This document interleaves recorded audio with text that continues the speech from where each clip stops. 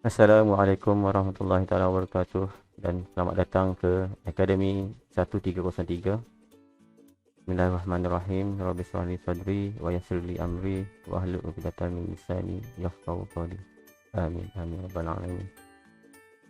Okey, saya Faizan dan berjumpa lagi dalam sesi pembelajaran asas bagi advanced option.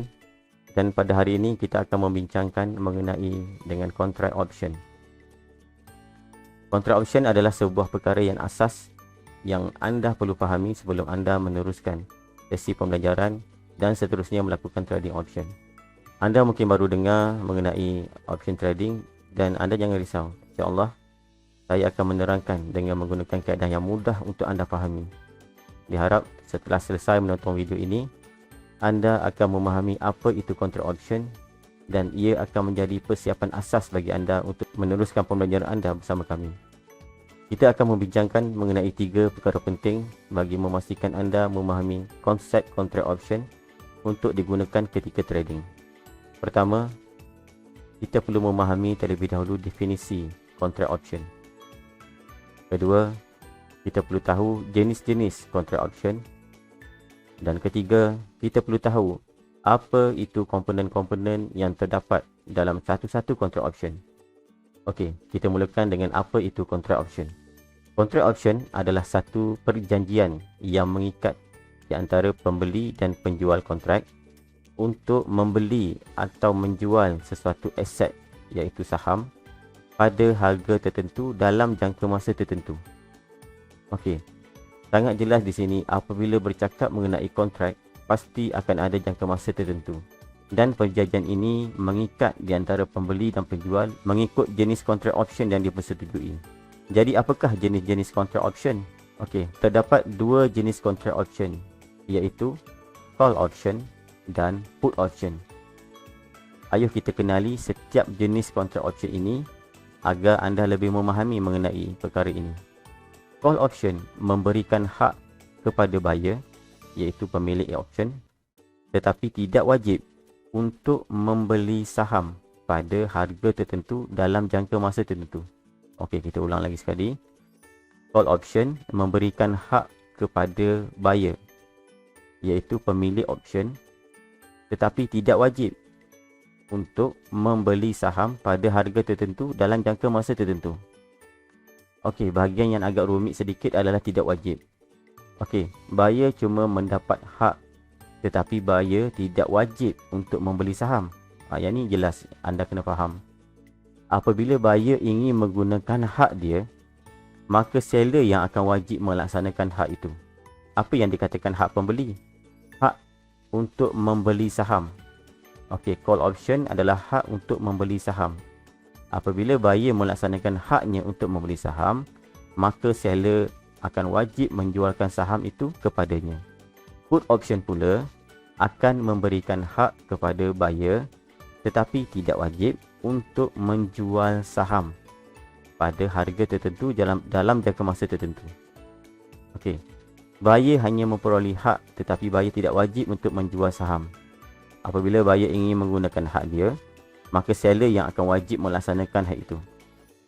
Sudah jelas mengenai definisi setiap kontrak option dan untuk lebih memahami mengenai kontrak option, saya akan menunjukkan satu contoh yang mudah untuk menerangkan mengenai kontrak option ini.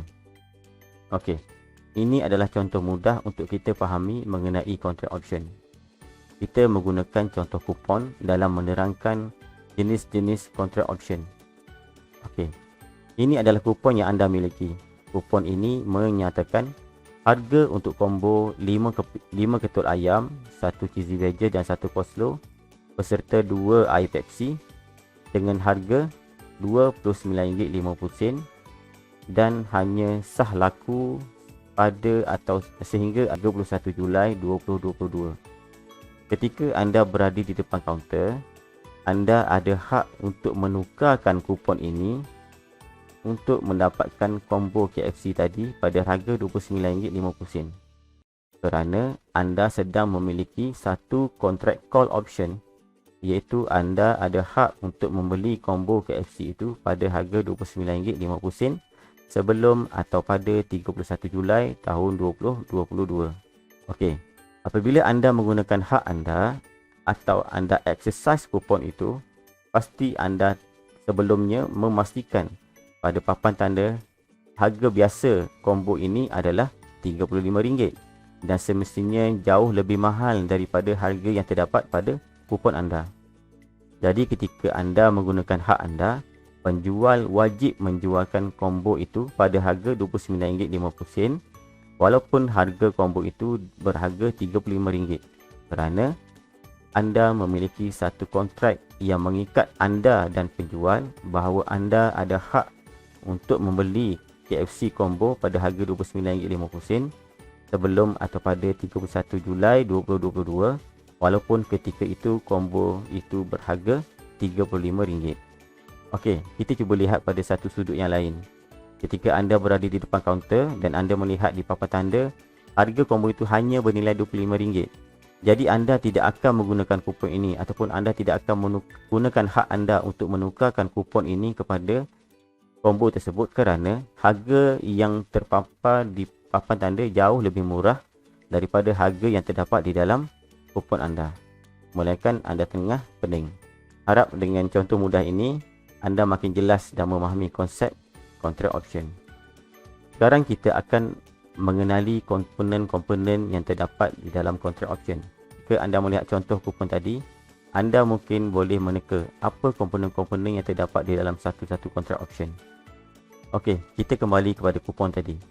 Di sini anda boleh melihat dengan jelas komponen-komponen yang terdapat di dalam contract option. Pertama adalah jenis contract option, iaitu sama ada call ataupun put option. Dan dalam kupon ini adalah berjenis call option.